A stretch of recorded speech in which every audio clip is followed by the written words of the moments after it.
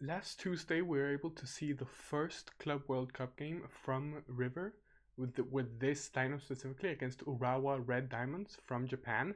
Luckily, we won 3-1 with goals from coming from Drusi, Colidio, and Maxi Mesa. However, I do think that it is important to be able to talk about specifically what happened during the game, specifically tactically, and be able to really understand where this River team is going in for throughout the rest of the tournament. Now, real quick caveat, right? You might be seeing this after the Monterrey game. That is because I'm recording it like just before, and I might not be able to even upload it before the game. But so these are my thoughts and my ideas before that game, just fresh off the Urawa Red Diamonds game. So I think it's important to first point out how River even play in the first place, and I thought this was a good situation in order to analyze because it really shows everything that this team is about. So as you can see here, this is obviously a 4-3-3, right? You have the two advanced midfielders in Castaño and Nacho Fernandez. At least that's how it started off in the first half. And I think that's a better performance to analyze the first half rather than the second. Then you have Colidio on the left wing and Mastantuan on the right. And I think the best way to think about this really is to think about two triangles. So you have one here between Acuña, Colidio, and Castaño, and then you have one here between Nacho Fernandez, Mastantuono, and Montiel. Then you have the center forward, in this game Driussi, occupying both opposition center backs. And then you have ideally a triangle of three. In this case, it's a little disjointed because Enzo Perez is further this way, of the two center backs and the number 6, the pivot. So in this scenario, you can see probably how this team really works, because the way that it essentially functions has to do more with the player profiles. So obviously in the right wing and the left wing you have Colidio and Mastantuono, two players that want to play centrally and that you prefer to have them in the center of the pitch, right? So Mastantuono will often drift infield farther back, all things considered, not directly attacking the defensive line, but rather finding space right outside it.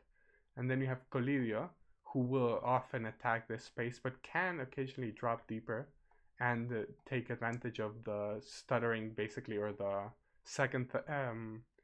awkward positioning from the right back in this scenario. So in this case, right, there's this line of 4, and the fullbacks are in this case following the wingers relatively closely, right? So this line ends up being quite narrow, all things considered, meaning that there's a lot of space for the fullbacks to attack, and that's really the second big rotation for this. So in this case, you can see Acuña really drifting beyond Colidio, even in this case, right? And really attacking this kind of space that opens up because Colidio is dragging the fullback right and opening at least this pocket, which can be translated into space on the wing, on the side of the box, which then leads to crosses, which led to the first goal, remember? So, and I think this specific scenario really shows why this works out, because in this case, you have Castaño behind the play, basically, right? You have him on the ball, yes, but there's lots of movement going on in front of him, and that's what allows him to really flourish, right? Because he's naturally a deep playmaker, a ball progressor. So in this case, Colidio finds himself in the center, right, with Acuña overlapping, and he's able to find like kind of this space in between all of the players here, right? Now this fullback knows about Acuña's overlap, so he's not going to want to directly go super tight to Colidio immediately, so he can cover this space in the likelihood that Castaño goes out wide, right? Then this guy, right, he's gonna figure out, all right, that's my guy, right? That's my player, especially because there's really no one here to attack the space directly, and the center backs are already 2 versus 1 against the center forward. So Colidio is able to either way still find space here and be able to receive the ball, right? So he's able to receive it with his with the foot closer to the goal, basically, be able to receive it on the half turn. And in this case, right, you can see the midfielder jumping forward, the fullback not wanting to go immediately because of the danger that could go on behind him because of Acuna. He's now almost in front of the center forward, right? And then I think this is the second part that is key to this, right? Because when you have these players, the players who are blocking the central spaces in front of the center forward almost, then you're opening up this space, right? And then he can't really attack it. He kind of struggles to attack it like very quickly and then take chances from that, right? Maybe he's able to find Acuna on the overlap if he receives there, but he doesn't really have the time, right? His body language doesn't really work out for the scenario, right? So in this case, Driussi, right? Because remember, he's naturally a 10, right? He plays as a media punta, basically. They say second forward most of the time, right? But this time he's playing as a lone forward. So he's able to operate in these kinds of spaces, right? So he finds this space, right? Abandoned by number 25 from Urawa Diamonds. And he's able to receive the ball here. And even though he has the center back who stepped up from here, right? This is the fullback and center back in this scenario, right? He's able to still receive the ball on the half turn, and then this shot, which was quite early on in the game, it ends up hitting the post, right? So I think that really shows us what this River team is all about, right? What they can achieve even against teams that, yes, are further back in their own half, right? There is not necessarily always going to be a super open game, especially against these back five teams that really like to soak up pressure and then hit them on the counter, right? It's important to be able to take your chances when you have them. And in this case, Driussi that actually does manage to get a shot off, right? Even though he has two players in front of him, one right next to him, and then the gazillion around him, right? Because he's this kind of tight spaces player, right? So I think it's this dynamic, right, where you can have these players combining more centrally, right, deeper or even attacking the space at times, that really allows you to have kind of flourish with these attacking partnerships, right? Now, specifically for this game, I think there's one big thing that needs to be pointed out, right? And that is River's preference for the left-hand side. So you can see almost at every point of the pitch here, right? Further up, there's way more touches to the side, to the left side of the box than to the right, really. Further back, right? There's actually not much going on here, but lots going on here. And in build-up, look at that difference, right? It's hardly orange spots there, but it's all red over here, right? And this is really seen in the average positions too, because Enzo Perez, who is supposed to be this central progressor, right? He's way more to the left, and he's almost as far left as Nacho Fernandez is to the right. And Nacho Fernandez is the right-hand player. He'll often drift out wide here when Mastantuono is drifting in field. He'll often stay deeper almost in these parts when Montiel wants to go forward, right? So there's this dynamic, right? It's really interesting because you never really expect in Enzo Fernandez to be really there, right? Almost on top of Castaño, who is the left-hand side midfielder, right? So that's pretty crazy. And I think the main thing that they wanted to achieve is to be able to isolate Mastantuono, right?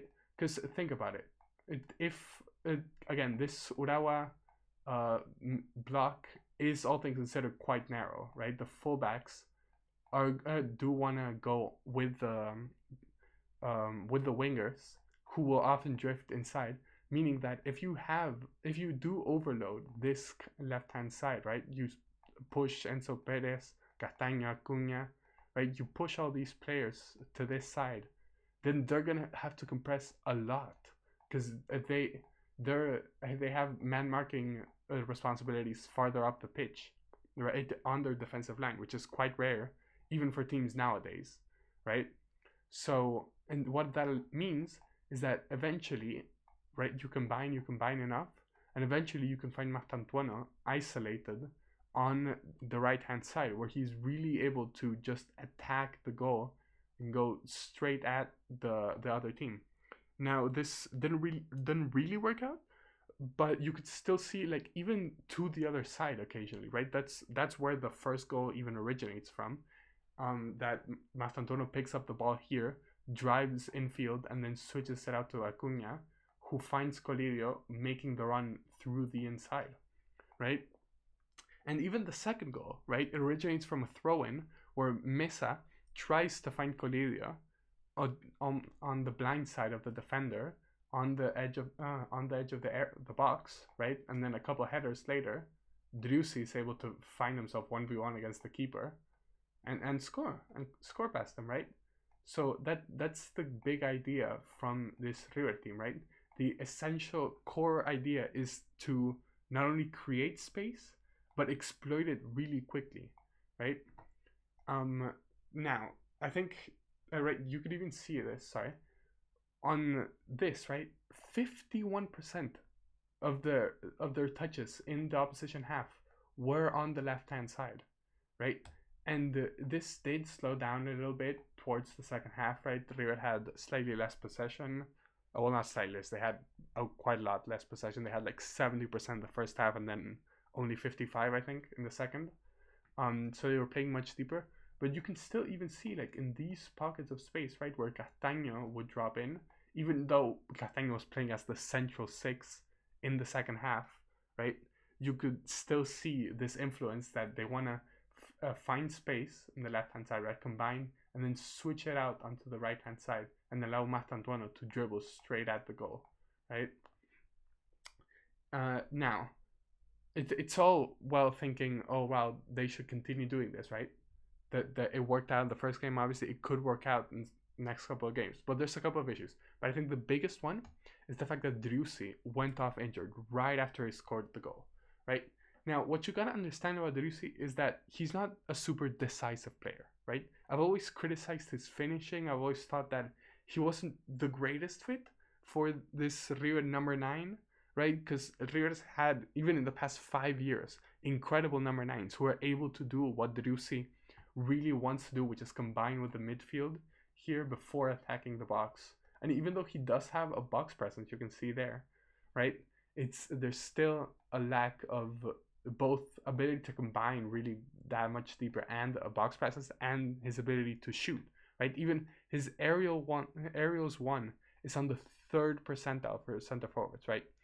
Now what he is able to do quite well, I think, is play what be able to turn, right? Once he does turn, which does happen in occasion, he's good at playing with people in front of him, right?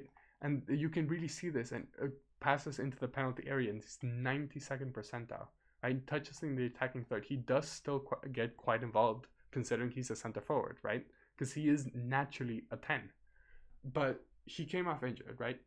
So you really got to consider how this team is going to look without him playing in the first place, right? So let me sort this out, sorry. So my personal changes for the Monterrey game obviously are going to have to involve getting rid of Driussi almost. Now, the common line of thought, right, is how do you replace a number 9? By inserting the next number 9 that you have, and the guy he really dethroned is Miguel Borja, right? He does have slightly better aerials one, but his main thing is that he finds himself in amazing positions a lot of the time. He has an incredible box presence. You can see right there, red on the penalty spot, right? You can see tons of XG per shot, decent amount of goals per shot, lots of shots on target, right? The problem with Borja is that on occasion, his finishing can let him down, and his ability to play back to goal can really let him down, right? So I don't think this should be how River play against Monterrey and against Inter. I do think that Colidio should be the main man in front, right? He should be the center forward. Now, this is his seasonal heat map, right? You can see obviously tons on the left, right? But you gotta consider that he's been playing on that left hand side because Martantuono has broken into the team and he prefers playing on the right hand side, right? So you can't just play a right winger and no left winger, right? So then if you're taking Colidio out of this position and putting him through the center, then somebody's got to fit in through the left. And I think that should be Pity Martinez. Right now, I know you see this and you think, wow, that's incredible, right?